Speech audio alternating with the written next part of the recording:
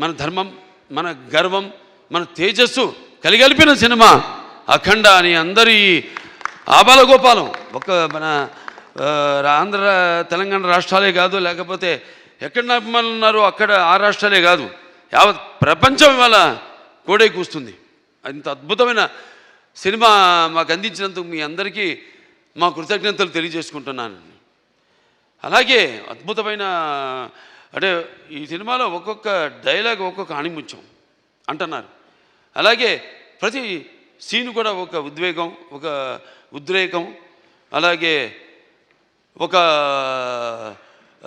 ఉత్తేజ ప్రకంపనం అంటున్నారు జనం ఈ సినిమాని చూసి.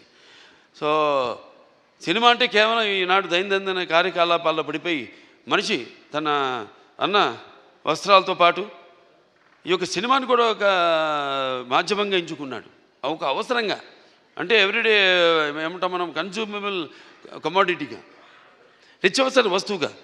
మరి ఎటువంటి సినిమాలు తీయాలి మనం అన్నది కూడా మనం ఆలోచించవలసిన అవసరం ఉంది ఇండస్ట్రీలో పెద్దలు.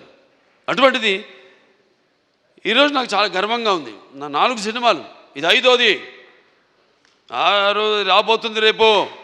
దానికి కూడా చెప్పా, చరిత్రలో చాలామంది ఉంటారు కానీ సృష్టించిన చరిత్రని మరల తిరిగి రాసి మరల చరిత్రను సృష్టించేవాడు ఒకడే. అది ఆ తెలియని ఒక శక్తి. దాని కొనసాగింపు ఆ డైలాగులు అన్నాను, నేనే ఈ శక్తి, నాదే ఆ శక్తి అని. చరిత్ర రాయాలన్నా మేమే, చరిత్ర సృష్టించాలన్నా మేమే, దాన్ని తిరిగి రాయాలన్నా మేమే. ఎంత నేనేదో పొగరుతో చాలామంది అంటారు, ఏంట్రా ఏం చూసిరా బాలకృష్ణ ఇంత పొగరని. నన్ను చూసుకునే నా పదునైన పొగరని నేను అంటాను. ఎవరిని చూసుకుని ఇంత ధైర్యం అని ఉలిక్కిపడి చేస్తుంటారు. నా వ్యక్తిత్వమే నన్ను ఉచ్చిగొలిపే ఒక విప్లవంగా అడుగడుగునో చూపిస్తాను. అలాగే ఏంట్రా వీడికి అన్నీ తెలుసా అనుకుంటాను. నేను తెలుసుకునే కంటే గొప్ప విద్య ఏముంటుందని ఒక సవాల్గా నిలబడతాను.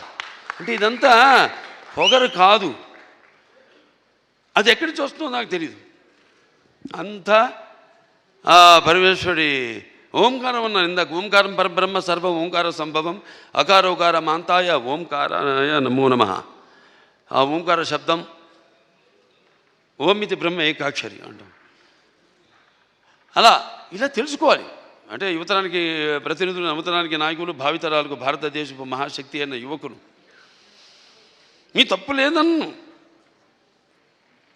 నీ తప్పుకు అది ఎట్లా అంటే ఈ యొక్క రొటీన్ దైనందిన కార్యకలాపాల్లో అన్నాను ఇందాక, పోటీ. దానికి నేను ఎప్పుడు ఏదైనా ఆసరా తీసుకునేది సినిమాలే, లేకపోతే సంగీతం. వీటి మీదే ఎప్పుడన్నా నేను మనిషిని, నాకు ఎప్పుడైనా నిర్లిప్తత ఇది వచ్చినప్పుడు రోజు గంటన్నర పూజ చేస్తాను నేను. ఆ పూజ తర్వాత నా వృత్తే నా దైవం. ఆ వృత్తే ఈ అఖండ సినిమాలో నా పాత్ర. నేను చెప్పాను కూడా, ఇంతకుముందు ఒక సభలో చెప్పడం జరిగింది. ఒక ఇది శివ తాండవం యొక్క విన్యాసం ఎలా చేశాను ఈ పాత్ర అంటే, ప్రతి పాత్ర యాక్టింగ్ అంటే ఊరికే నమ్మడమో అరవడమో, లేకపోతే ఒక కళ్ళల్లో కన్నీళ్లు తెప్పించడం కాదు. పాత్ర అంటే ఒక పరకాయ ప్రవేశం. అది ఒక నందమూరి ఎన్టీ రామారావు గారు. ఎందుకంటే నేను చెప్పాను ఇంతకుముందు, ఆయన తలుచుకోకుండా ఏ సభ నేను అంటే నాకు ఇంత ధన్యమైన జన్మనిచ్చే నన్ను మీ అందరి గుండెల్లో ఆయన ప్రతిరూపంగా నిలిపినందుకు,